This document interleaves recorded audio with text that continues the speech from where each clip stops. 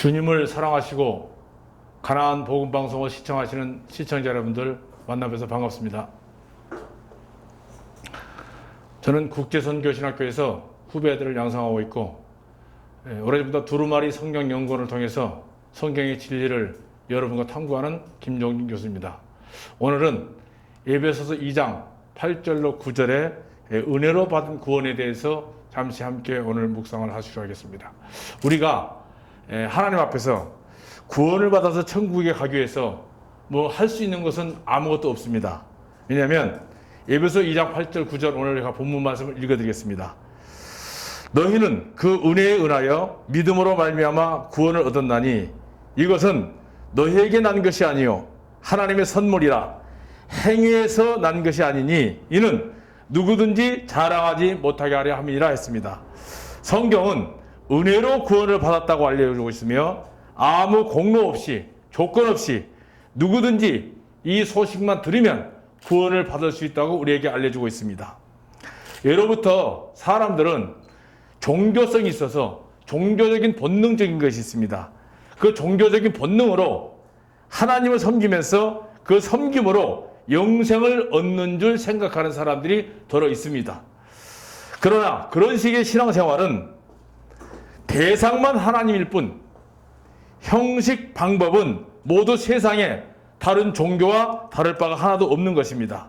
한국에서는 옛날부터 뿌리 깊은 샤머니즘, 즉 무당적 다신 사상이 있어서 어릴 때부터 그런 환경에 살아왔기 때문에 종교성이나 기본적인 것이 몸에 배어 있습니다. 결혼식, 이사가는 날, 심지어는 장 담그는 날도 손 없는 날을 택하여서 하는 것이 이교적인 습관입니다. 그 손 없는 날이 끝수가 9자하고 10자입니다. 음력으로. 음력 9일 10일은 이 세상에 돌고 있는 귀신들이 다 공중에서 침묵하는 날이랍니다. 그래서 귀신들이 없는 날 이사도 가고 장도 담그고 결혼식도 하면 우환이 없고 손이 없다. 그런 의해서 그런 습관이 있습니다. 이런 이교적인 습관인데 이런 환경에 젖어온 바탕에 기독교가 들어와서 혼합하는 바람에 순수한 죄사함의 십자가의 도가 전해지면서 더불어 종교적, 기복적, 신비적 기독교로 탈바꿈이 되어버렸습니다. 한국에 있는 불교에도 허무주의 철학이 들어와가지고 그런 바탕에 있어서 습관화가 되어 있는 것을 볼 수가 있는데요. 그렇기 때문에 은혜로 구원받은 사실을 머리로는 인정을 합니다.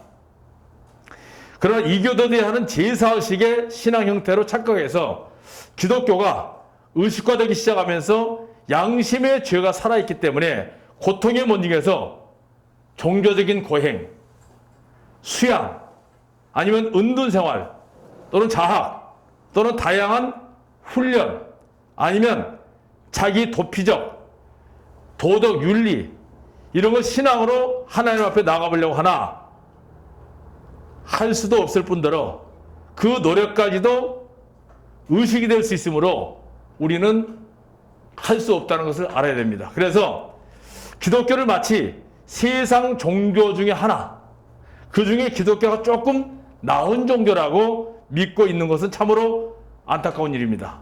깊이 생각해볼 문제입니다. 기독교는 세상의 사람들이 알고 있는 종교와는 차원이 다릅니다. 계시 종교로서 하나님이 친히 사람의 형상을 입고 이 땅에 찾아오셔서 우리를 구원해 줬다는 그런 논리인데요. 마태복음 1장 23절에 보면 보라 처녀가 잉태하여 아들을 낳을 것이요 그의 이름을 임마누엘이라 하였으니 이를 번역한즉 하나님이 우리와 함께 계시다 함이라는 말씀 중에서도 바로 하나님이 임마누엘이라는 뜻은 내가 하나님을 찾아가는 것이 아니고 내가 신을 찾아가는 것이 아니고 하나님이 사람에게 찾아오셔서 사람의 모습으로 사람들 속에 계시면서 사람들에게 하늘의 신비한 것을 우리에게 알려주셨고 또 죄 때문에 죽을 수밖에 없다는 것을 알려주셨고 너희는 이 죄를 갚을 수가 없기 때문에 내가 너희 죄를 갚아주려고 왔다는 이 진리가 바로 주님께서 일평생 우리에게 남겨줬던 말씀입니다. 바로 그것이 세상의 구주로 오신 예수 그리스도인 것입니다. 때문에 하나님이 세상을 이처럼 사랑하사 독생자를 주셨으니 이는 저를 믿는 자마다 영생을 얻게 하려 하심이라고 요한복음 3장 16절에서 우리에게 제시해 주고 있습니다. 독생자를 주셨다는 것은 은혜로 구원을 얻은 사실을 우리에게 알려주는데, 예를 들어서 마치 사람이 물에 빠져 죽어가는 사람이 있다고 하면 스스로 자기를 구원할 수 없어서 누군가가 그 사람을 구출을 해줘야 됩니다. 구출을 해줘야 되는 것처럼 죄악의 심연에 빠져 있는 사람들을 건지시려고 구원의 손을 펼치듯이 예수님께서 사람의 모습으로 이 땅에 오셔서 아무 조건 없이 우리의 어마어마한 끔찍한 허물과 죄를, 죄값을 완전하게 다 지불하셨다는 사실, 이 놀라운 사실을 깨달으시고 믿으시기를 진심으로 부탁을 드리겠습니다. 사람은 아무리 발버둥을 쳐도 머리끝에서 발끝까지 죄투성이밖에 없습니다. 왜냐하면 피가 모두 죄의 피이기 때문입니다. 사람들의 피는 어떤 의학적인 형에서 A형도 있고 B형도 있고 AB형도 있고 O형도 있고 무슨 다른 형도 있습니다만은 이런 피는 모두 한마디로 죄형이라고 볼 수 있습니다. 죄형. 죄형으로 볼 수 있고 모든 성씨가 다른데 그 성씨 또한 죄씨로밖에 바꿀 수밖에 없습니다. 어차피 콩 심은 데는 콩이 납니다. 팥 심은 데는 팥이 납니다. 아담이란 죄씨를 심었기 때문에 오늘날 죄의 열매인 우리 자신들은 태어날 때부터 이미 죄씨를 가지고 태어났기 때문에 종자를 바꾸지 않으면 절대로 하나님의 나라에 갈 수가 없습니다. 즉 사람들의 본성은 죄악으로 가득 차서 아무리 종교적으로 수양을 하고 노력을 해도 본성을 바꿀 수는 없습니다. 헛된 수고에 불과합니다. 우리는 마치 죄의 공장에서 죄의 나무와 같아서 건물이나 나무에 색칠을 하고 청소를 해도 공장에서는 여전히 죄를 만들어내고 죄의 나무에서는 여전히 죄의 열매를 내는 진리를 불변한 진리라고 얘기합니다. 로마서 3장 10절 18절 말씀 보면 이런 말씀이 있습니다. 좀 길지만 제가 읽어드리겠습니다. 의인은 없나니 하나도 없으며 깨닫는 자도 없고 하나님을 찾는 자도 없고 다 치우쳐 한 가지로 무익하게 되고 선을 행하는 자도 없나니 하나도 없도다. 저희 목구멍은 열린 무덤이요 그 혀로는 속임을 베풀며 그 입술에는 독사의 독이 있고 그 입에는 저주와 악독이 가득하고 그 발은 피 흘리는데 빠른지라 파멸과 고생이 그 길에 있어 평강의 길을 알지 못하였고 저희 눈앞에 하나님을 두려워함이 없느니라 함과 같으니라는 말씀에서 사람은 근본적으로 속이 썩어 있기 때문에 아무리 방법을 다 해도 죄를 가리울 수는 없습니다. 예레미야 13장 23절 말씀에 보면 이런 말씀이 있습니다. 굿스인이 그 피부를 표범이 그 반점을 변하게 할 수 있겠느냐라는 말씀이 있는데 이 말씀은 굿스인은 이디오페라서 검은 피부를 가진 사람들이 자기가 노력을 해서 어떻게 검은 피부를 하얗게 변할 수 있겠느냐. 얼룩 호랑이가 그 얼룩을 지울 수 없는 것처럼 사람이 노력을 해서 스스로 죄인이라는 낙인에서 벗어날 수 없는 것을 우리는 먼저 알아야 됩니다. 양심은 살아있어서 죄가 생각이 나고 두렵기 때문에 본능적으로 여러 가지 종교적인 방법을 시도해보고 또 그 방법으로 종교, 호행, 수양, 철학, 심지어는 자포자기, 의욕상실, 끝내는 자살까지도 동원되고 있으나 이 모든 것은 수고하고 무거운 짐진 자들에 불과한 것입니다. 바로 예수님은 이런 형편에 있는 사람들을 구원하려고 사람의 형상으로 이 땅에 오신 분입니다.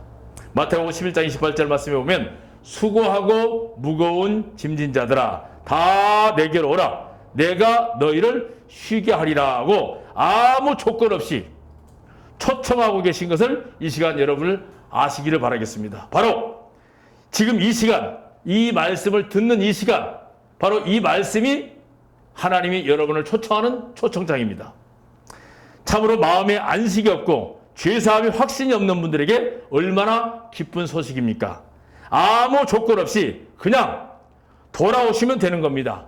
꾸밀 필요도 없고 준비한 후에 돌아올 필요도 없고 무엇을 끊고 돌아올 필요도 없습니다. 하나님은 친히 모든 것을 다 처리해 놓으셨기 때문에 그냥 있는 그대로 내 모습 그대로 현장에 처해 있는 그 모습 그대로 그 마음 그대로 하나님께 돌아서면 되는 겁니다. 그것이 바로 회개입니다. 뭐를 뉘우치고 깨우치고 그게 회개가 아니고 돌아서는 겁니다. 지금까지 하고 있던 종교적인 방법, 철학적인 방법, 어떤 방법을 다 포기해버리고 이미 이루어놓으신 하나님이 이루어놓으신 구원의 길에 구원의 방주에 타기만 하면 됩니다. 이사야서 44장 22절 말씀 이런 말씀이 있습니다. 내가 내 허물을 빽빽한 구름에 사라진 같이 내 죄를 안개에 사라진 같이 도말하였으니 내게로 돌아오라. 내가 너를 구속하였습니다. 이 시간에 바로 여러분에게 초청장을 보내신 말씀이 이사야서 44장 22절 말씀입니다. 죄가 없어지기 전에는 먼저 우리가 하나님께 돌아갈 수가 없습니다. 거룩하신 하나님이기 때문에 그분이 미리 죄를 없애 놓으셨으며 완전 무결하게 깨끗하게 처리해 놓으셨기 때문에 두려워하지 말고 그냥 돌아오기만 하면 됩니다. 그것이 회개입니다. 메타노이입니다. 사랑하는 여러분들, 탕자가 집에 돌아왔을 때 그때 죄가 용서된 것이 아니고 집을 떠날 때부터 아버지의 마음은 이미 용서해 놓으시고 날마다 목이 빠지게 아들을 돌아오기만 기다리고 있었습니다. 하나님께서는 아담에게 가죽 옷을 입힐 때 이미 우리들의 죄까지 다 용서해 놓으시고 날마다 목을 빼고 아들이 돌아오기만 기다렸던 아버지의 심정으로 지금 이 시간도 여러분들이 아무 조건 없이 기다리는 아버지 품에 그냥 돌아오시기만 기다리고 계십니다. 로마서 5장 8절에 우리가 아직 죄인 되었을 때, 죄인의 모습 그대로 있을 때 그리스도께서 나를 위하여 죽으심으로 아버지 하나님께서 나에게 대한 아버지의 사랑을 확실하게 증거하셨다고 그랬습니다.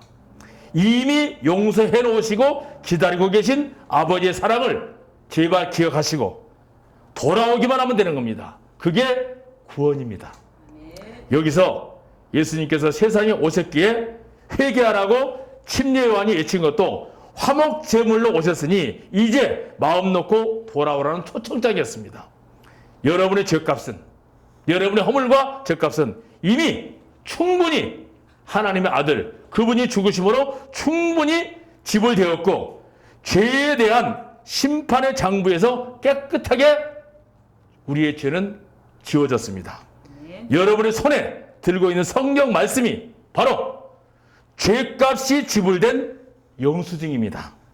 이 영수증으로 된 성경책을 잘 보시고 이 말씀을 믿는 자는 구원이 이미 이루어진 사실을 믿으시기를 주님의 이름으로 부탁을 드리겠습니다. 고맙습니다.